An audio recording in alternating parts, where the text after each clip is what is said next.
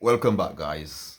In this new video I will be going through some extremely important things that when we're drawing building drawings my first take for granted. And for you to be able to master building drawing, there are 30 tasks that you must be able to perform effectively. One, you must be able to set up your choose drawing template. That's the first thing. You must be able to do that. And to do that, you click big A, new, choose ACAD, ISO, or sheet, open. You must be able to do that. Next thing, you must be able to establish your unit, to set the standard units. And for that, we go UN, enter. You must also be able to set your limit for building drawing. And for that, we type LIM, enter. Lower limit is always 0, 0.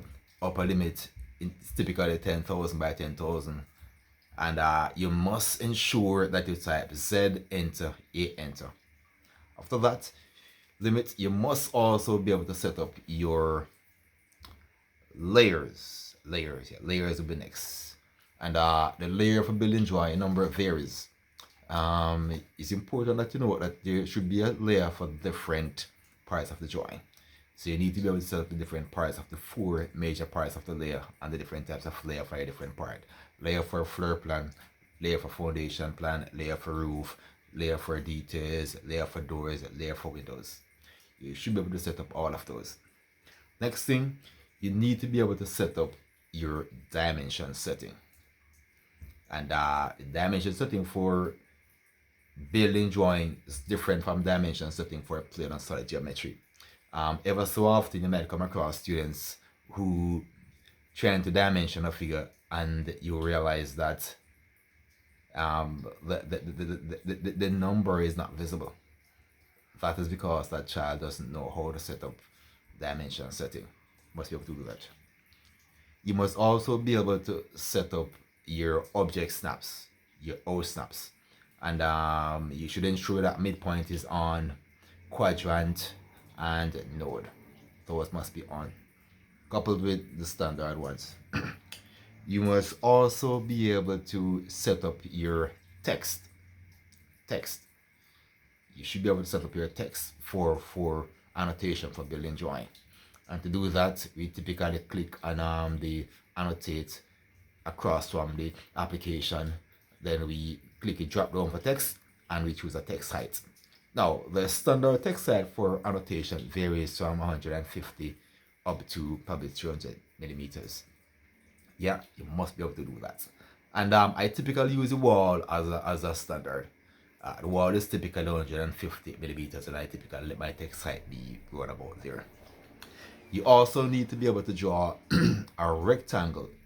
If you use my approach is that for to draw a floor plan, I normally use multi-line, or that's my new method or modern method.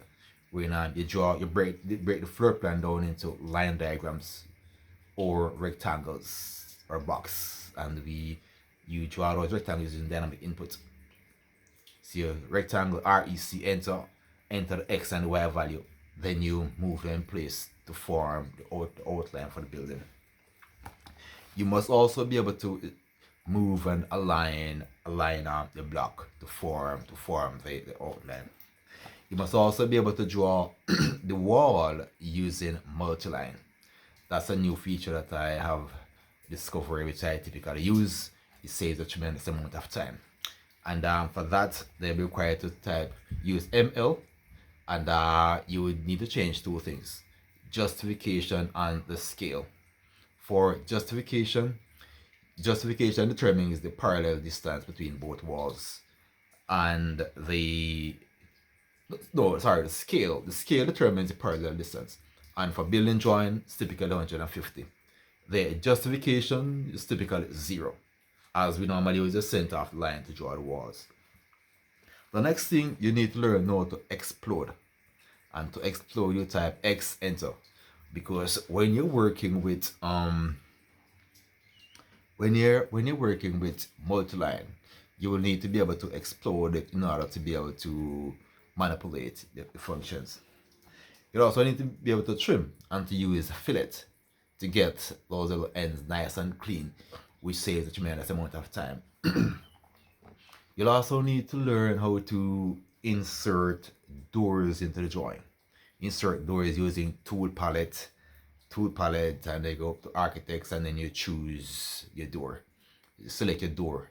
You'll also need to be able to adjust the door to the size that you want. To adjust the door length, and also to be able to flip that.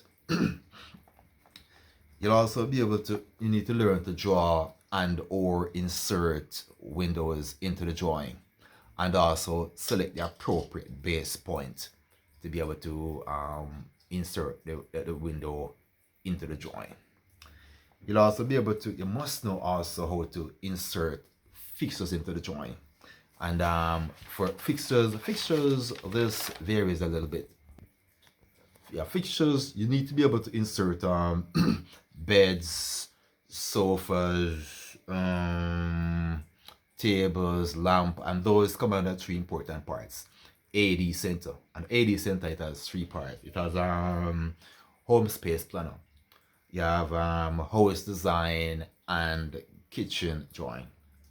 Now, under home space planner, we have bed. You can find a bed, sofa, chairs, all those things. Under home design, we have bathtub, we have sink, we have toilet, we have face basin, we have garage door, stairs, all of that. For on the kitchen, we find things like stove, faucet, refrigerator, cabinet, or things like that. And I normally utilize AD center. So AD center, and then the AD center, you can take it from there. You'll also need to know how to insert cupboard into drawing and how to orient them on the drawing. And the typical cupboard, standard cupboard, is 600 millimeters wide, while the upper cabinet is typically 300 millimeters. So you'll also need to learn how to insert those into the drawing. And to insert kitchen fixtures into the drawing, we go to AD Center, then go to EN USA, then Design Center, then click on the kitchen dot DWG, then select block, and then choose click and drag that into the drawing. But before that, you must ensure that you change your fixture layer. Remember now that everything must be done on the appropriate layer. To insert bathroom fixtures in a drawing, we go to AD Center again, EN USA, then go to Design Center, then choose it from the options. We go to House Design, and we choose Kitchen from that part. You'll also need to learn to insert the cutting plane line on the floor plan. The cutting plane line. Now, it is recommended that the house be cut across the kitchen so we can show the elevation of that. But in not all cases it's practical, but we ideally should be that the fixture, the kitchen layout is fixed. Yeah. And to do that, we go to type TP tool palette, then go up to annotate and click on the choose the cutting plane line that you want, then insert it into the drawing. In some cases you might need to scale it up a little bit. You'll also need to learn to insert title block, insert title in the drawing. Title, which is your title, the title that has the scale and all that. And again, for that we go to type TP or tool palette, go to annotate, then we choose our, you think it's architecture, yeah. Then we click and drag that tool palette, the drawing title, into the drawing. Again, you might need to scale that a little bit, scale it up for it to fit. And then you edit that to add your for the title, you would add your the name of what you're drawing, the floor plan, the scale that you use, and I think there's one more information that suffices. You will also need to be able to convert your drawing, select the sheet that you want to print on, and be able to convert the drawing to PDF. But before that, you will also need to learn how to draw, how to create your title block. Title block with your name, date, grade, group, year, title, all of that. You need to be able to create your title block in the layout, not in the model space. All right.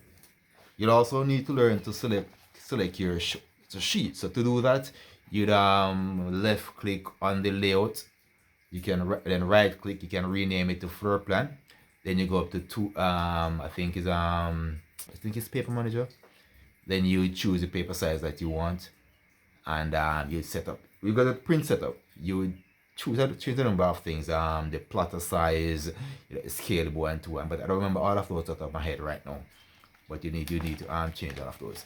You'll also need to be able to scale to import the drawing into the paper. Import the drawing from model space into paper space, which is where we print. And to do that, you type MV or MV left click and drag to create a rectangle and then insert that into it. So you need to do that. Then you need to scale that. And remember that floor plan should be scaled at 1:50 for CSEC. Yeah. So and then you need to learn to convert to PDF as well. Convert to PDF and save it to a specific location. So there are quite a number of things that you need to learn to be able to draw floor plan. Just floor plan alone. Of course, once you're able to do these, some of these will carry over into your foundation, your roof framework, your sectional elevation, and all that. But you must know to do these things. Yeah, and my channel has some great videos on these. Of course, I'm always making new videos. If there's any video on any topic that you want to see covered, please reach out to me. I'm always here. So guys, remember now, these are the 30 things that students need to know, that you must know in order to correctly and effectively draw a floor plan. If you don't know to do these things, you'll not be able to correctly draw a floor plan. Yeah? Peace out, guys. Remember, like, subscribe. All right? You don't need to be good to start, but you must start to become good.